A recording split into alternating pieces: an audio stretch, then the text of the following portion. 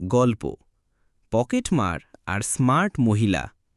একদিন বাসে প্রচণ্ড ভিড়। এক মহিলা বাসে দাঁড়িয়ে আছেন। পাশে এক পকেটমার চুপি চুপি তার ব্যাগে হাত ঢুকিয়ে মানিব্যাগ বের করার চেষ্টা করছে। মহিলা হঠাৎ চিৎকার করে উঠলেন, আরে আরে, সাবধান! পকেটমার থমকে গেল। চারপাশের লোকজন তাকাল। পকেটমার বলল, বোন, আপনি কেন চিৎকার করলেন? মহিলা শান্তভাবে বললেন, ভাই, আমি ভাবছিলাম আপনি টাকা বের করছেন, কিন্তু ব্যাগে তো শুধু বাচ্চার নোংরা ডায়াপার আছে। পুরো বাস হেসে গড়াগড়ি, আর পকেটমার এত লজ্জা পেল যে পরের স্টপেই নেমে গেল। একটা ছেলে বলল, আন্টি, আপনার দুধে পানি কেন?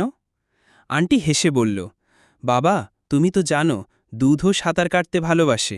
আরও ফানি গল্প পেতে চ্যানেলটি সাবস্ক্রাইব করে আমাদের সাথে থাকুন।